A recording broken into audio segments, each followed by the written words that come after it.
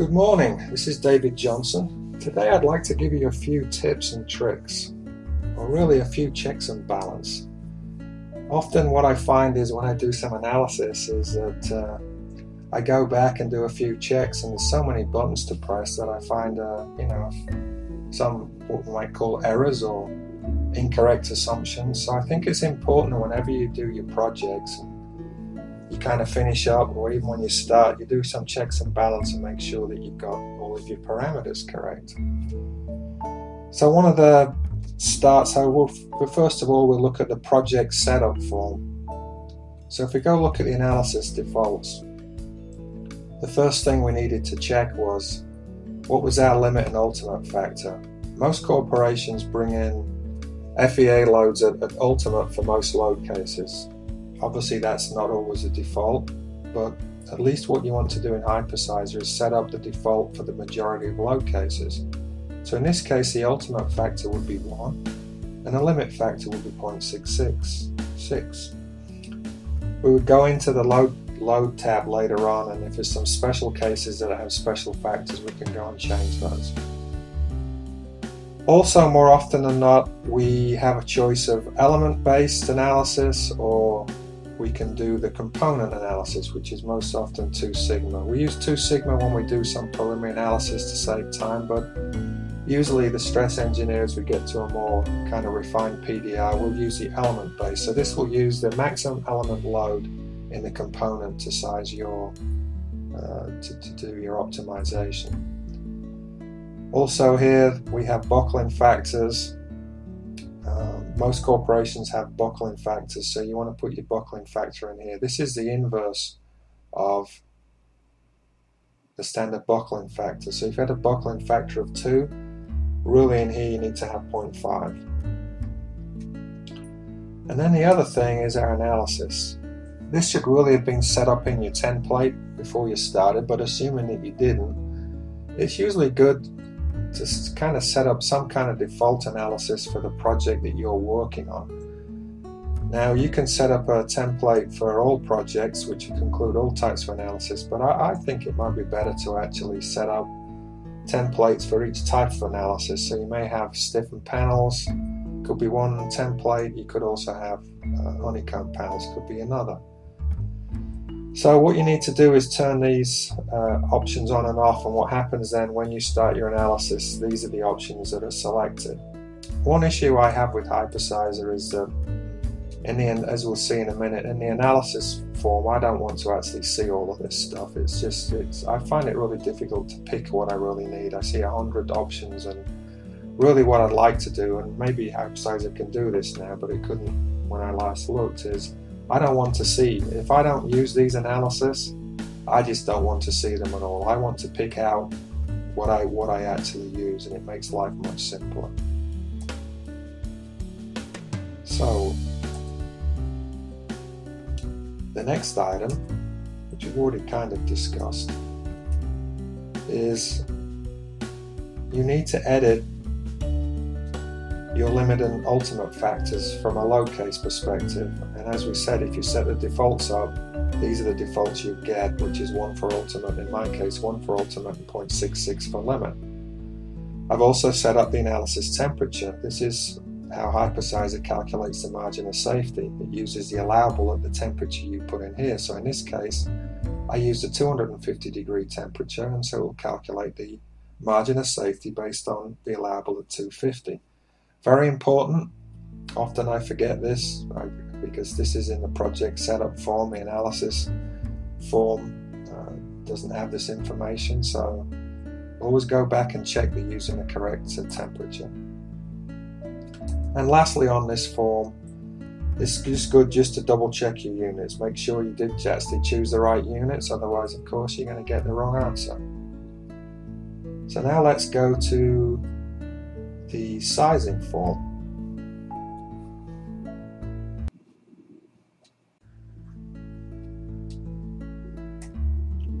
So we open the sizing form, and the dimensions tab. Dimensions tab I like, it's very simple and straightforward. Obviously we've discussed this in a previous, but I think a few items you need to check on here. Probably the most important, are these thicknesses, and for instance, are these thicknesses really realistic thicknesses? There's no point doing optimization unless you understand the manufacturing constraints or what the manufacturing and design engineers would like to do. So it's kind of pointless putting in, 0.01 all the way up to whatever in 1 thou increments. It's a theoretical answer. It can be done. It creates a lot of extra work, but really it's much better to put in increments that are something you would use. For instance, if you're using sheet, then obviously you're going to put in 0.63, 0.72, etc. Why bother putting anything else in? There's no point. So HyperSizer will optimize to the sheet that you need. The same with the honeycomb core. If it comes in a certain thickness, then those are the thicknesses that you need to use. The corporation might machine and give you lots of options, but you need to figure out what manufacturing wants to do. So what you put in here is kind of critical as to what answer you're going to get.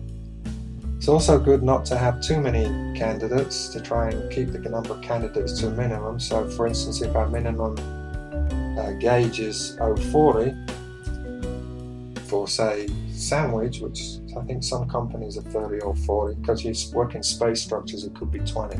But there's no point putting in less than the absolute minimum that can be used practically in your design. That will save a lot of time. So now let's go to the failure. I have a few analysis selected here, and one of the things that's, when you're doing PDR designs, sometimes we need to keep a margin of safety. So let's say, let's go back here again. So let's say at Ultimate, we need to have a 10% margin. So quite often I've seen been on many designs where we have the paperwork saying, hey, the loads are not very mature, we don't have much confidence in them, so I want you to keep a 10% margin. We've done this on Airbus and maybe not so much on Boeing. But so what happens now is HyperSizer reserves a 10% margin for you. So these margins of safety are based upon a load which is 10% higher than would be used normally. This is quite a useful feature, and obviously you need to be careful about where you place a margin on Limit and Ultimate, or whichever way you're going to do it. That's quite a useful feature to have, and I think HyperSizer did a good job with that. The item that I'm not keen on is I have to always scroll down all of these items. I do realize that we can just pick a section here, but really I want to be much more specific. I only want one of these items in here to show up. That's all I want, and unfortunately I don't have that option. So when I pick, say I need deformation,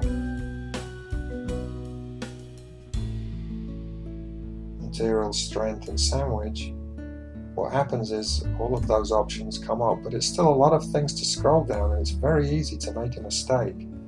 So what often I do is I go into the stress report after and I go and double check as to what parameters actually went in, and did I choose the correct analysis and assumptions. That can be quite time consuming. Unfortunately, HyperSizer won't show you all of the parameters on the screen. All we ever see is, well, this is the margin of safety. I've done enough work on this to have fairly high confidence in these numbers, but still at times I like to see what the actual detail numbers are, and the only way to do that is to go into the stress report. We can sort here by minimum margin of safety, and we can hide the unselected. This makes life a lot easier. The only issue is if there's something you missed, you're going to miss it forever. So it's sometimes good to leave these open and just double check that you actually selected all the options you required. But when you're really confident as to what you've got, you can hide the unselected, and you can make this the option for all of your components. So that's quite a good feature, but still not quite what I would prefer. So now we go to the free body. If you're doing beam column, to be practical, what really is the design driver is your offset. I quite often put over 30 thou in there. We check that HyperSizer figured out the correct length for our components. Kind of important. Sometimes I zero out, this is a special topic, sometimes I zero out these FEA computed moments, but that's a special topic. The panel pressure, you have to be very careful with that. There's some special, it's not very straightforward as to when the panel pressure is used and how all this interacts. It's quite complicated, and I think really college should give a bit more explanation.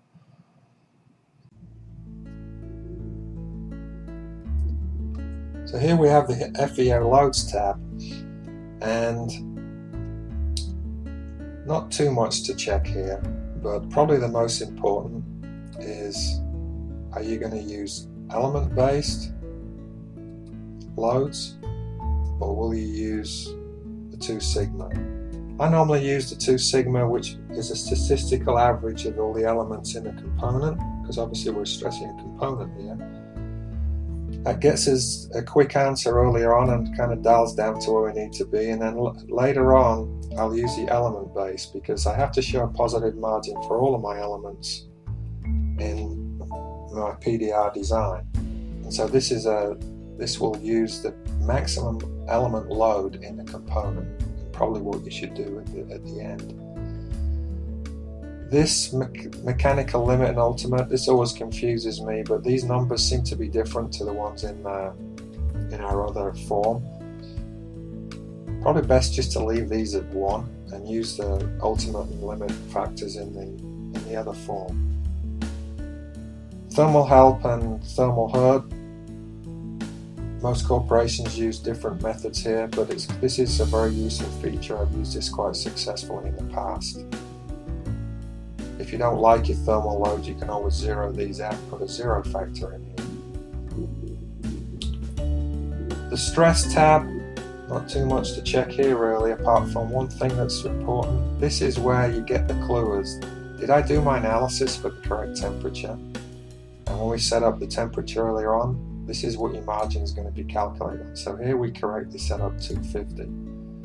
This will show the maximum loads used in your component if you say you use element based. So this is kind of check and balance. Do these loads look correct? Are they the right sign convention? Are they, is NX, should this be NX or NY? Did I get the axis incorrect or the correct direction? So straightforward there, nothing too complicated. And the buckling tab, the most important thing to check is that you have the boundary conditions correct for your beam or your plate. For your buckle analysis, make sure that HyperSizer calculated the span correctly. It's usually pretty good at calculating these numbers for your components, but sometimes you need to put these in manually.